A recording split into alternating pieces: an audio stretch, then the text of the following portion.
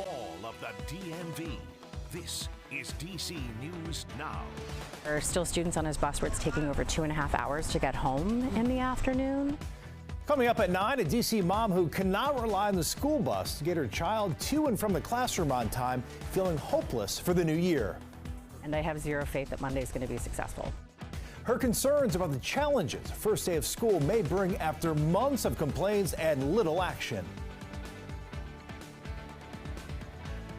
Plus, back to school, but at least for tonight, not yet back to football. Why a rivalry match here in Virginia was canceled. And tens of thousands expected to flood the National Mall this weekend to mark 60 years since Martin Luther King Jr. gave his iconic I Have a Dream speech. What you need to know about this weekend's events, plus what one D.C. woman remembers about that historic day. Hi, everybody. Thanks for joining us for DC News Now at 9 o'clock. I'm Chris Flanagan. And I'm Marielle Carbone, filling in for Thasmin Mahfouz. We want to begin tonight with a first check on the forecast with Chief Meteorologist Janessa Webb. And Janessa, some storms fired up tonight during the opening night of high school football. Yeah, definitely saw a few storms making their way across the region. We're very quiet right now. All the severe weather has exited the area, and we're actually just seeing partly cloudy skies. It's a lovely night. The front is crossing the region currently, and so it's going to take some time before we start to deal with more refreshing air. Everything that you're seeing right here across Loudoun County, that's where that storm system kind of started. Ground clutter right now, so that's kind of the radar beam. Here's where the moisture is kind of lingering out towards Alexandria into the Arlington area. Moderate rain flow. Everything else is pretty much on the quiet side. We've had a few stray showers from Stafford area into Remington, Warrenton as well across I-95. Right now it's very light in nature. Not much to really talk about weather-wise as this front crosses our region. I don't think we'll have any more isolated storms back into the forecast. Now we're just waiting for this huge cool down for the start of your weekend. There is a good clip of sunshine we are excited for as we start off your Saturday and Sunday. Visibility, it's a ton better. When I show you this map, it should always be at perfect tens, and finally seeing that. So you have kind of this exiting storm system, and Futurecast shows you there's not much behind this. So Winchester, Front Royal area starting to kind of clear out. You just have some lingering showers from Prince George's County into Charles County. Now the good news, what to expect for the weekend. If you are a fan of fall-like temperatures, I have that in my 7-day forecast. I'll show you one coming up. All right, Janessa, thanks. Well, meanwhile, developing now at 9. Monday, it's back to school for thousands of kids here in the district. But what should be an exciting day for students is anything but for many parents whose children have special needs. We're talking about unreliable school buses. It's a situation, Marielle, you've been digging into since last year. Yeah, that's right, I have. And last year, there were months of blundered bus service that left students with disabilities stranded. That means no ride or a very delayed ride to and from school. It is a problem parents worry will continue into this new school year. And today I spoke with one mother who shared her concerns heading into Monday. I'm feeling anxious, I'm feeling scared, but I'm also feeling very angry and frustrated. For parent Elizabeth Mitchell, the first day of school is riddled with fear. And I have zero faith that Monday is going to be successful. Mitchell's son, a third grader with special needs, relies on OSSI, or the Office of the State Superintendent of Education, for transportation to and from his school in Baltimore. But after dealing with numerous delayed or canceled bus service for the last 8 months, I've cleared my calendars so that I can be available to transport these kids back and forth. She's made a plan B for Monday. It means that I will have to wake up at 5 in the morning, wait for the bus. At approximately 6:30, if the bus isn't there yet, we will know that we have to take our kids in ourselves, at which point I will grab my student, pick up 2 other students, drive to Baltimore in rush hour traffic, return to DC, and then repeat and rinse in the afternoon. OSSI is responsible for transporting students with disabilities to school. But last school year, bus driver shortages and a high rate of staff call-outs led to daily impacts to service. Challenges OSSI warns parents will still exist for the new school year. Aussie tells DC News Now it is working on both short-term and long-term solutions, including contracting with private transportation services, offering attendance incentives to drivers, and providing self-transportation reimbursement to families. Still in a statement, State Superintendent Dr. Christina Grant says, "We know that these strategies, no matter how innovative or layered, cannot solve the driver shortage issue." None of these are solutions for a problem that they've known about for literally years. Mitchell remains frustrated. These are students that are the most vulnerable, and we continue to fail them. And Superintendent Grant is failing them. Yeah, so much frustration. I know, Marielle, you asked Aussie how many vacant bus driver positions it has right now, so how'd they respond? Well, the agency didn't specifically respond to that question, but we know in March, the agency reported having 250 open transportation positions. Currently, the agency tells me that it employs more than 550 bus drivers. It operates about 500 routes, and it expects to serve around 3,800 students for this school year. All right, Marielle, thank you. Meanwhile, a teacher shortage in one Virginia school district is forcing hundreds of students to learn from home. As of mid-August, Spotsylvania Public Schools is reporting 144 licensed teacher vacancies across the district's 29 schools. The issue is impacting 600 high school students who now have to take math and English online. We spoke to one school board member who says the district is only making matters worse. We'll hear from her and the school district coming up in our next half hour.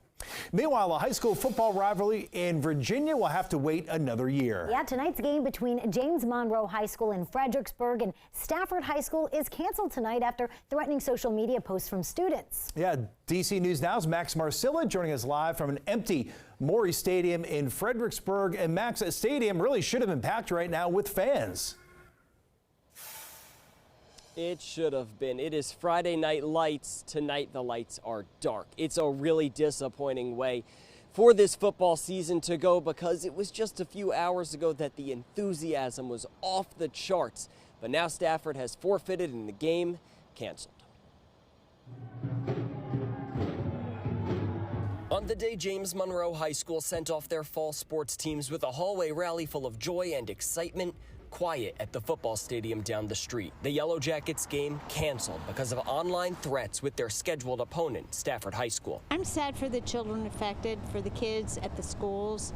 I know that probably the right decision was made, but I'm very sad for those affected. Fredericksburg Public Schools shared the news earlier Friday, writing, "This week there was a Stafford student social media post that was created and shared by as many as 5 students. That post has led to widespread responses in our local area. These responses, primarily centered in Stafford, have the possibility of being carried out at our football game." The district also says the threats are being investigated by police. Oh man, it's intense. Football, basketball, lacrosse, there's definitely words being said. You know, I just think that's normal when it comes to that kind of sports. I do think things are very unnecessary, like threatening somebody, beat them up. You know, it is just a high school sport, you know. Have your fun, you know. That's what everyone's there for. Tonight, the district says the game is off. No rescheduling, no competition, just disappointment and an empty field for what could have been a fun Friday night to kick off the year. And this is not the only high school football game canceled tonight because of online threats. Down in Richmond, a game between Huguenot and Thomas Jefferson High School also canceled. People we spoke with say this is a sad situation, that they want to see more done as far as preventative measures so these threats don't turn into, again, a loss of a fun Friday night. Reporting live in Fredericksburg, Max Marcilla, DC News Now. Yeah, it's too bad, Max. Thanks. Meanwhile, all new tonight at 9, a Montgomery County oral surgeon is found guilty of murdering his girlfriend who died from an overdose last year. 50-year-old James Ryan from Clarksburg faces up to 55 years in prison for the death of Sarah Harris. Jurors found him guilty of second-degree depraved heart murder and involuntary manslaughter. According to the state's attorney's office, 25-year-old Harris was found dead in his home she shared with Ryan back in January 2022. She died from intoxication of ketamine and other drugs.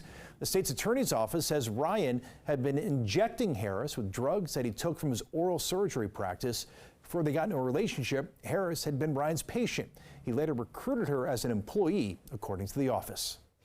A retired D.C. police lieutenant will serve 3 years in prison after shooting that killed a special police officer more than a year ago. And Jesse Porter killed 25-year-old Marissa Mannion while leading a training exercise at the Anacostia Library last August. Now, earlier this year, Porter entered a guilty plea to charges of involuntary manslaughter and unlawful discharge of a firearm. Now, following today's sentencing, the Mannion family stormed out of the courtroom, saying justice was not served.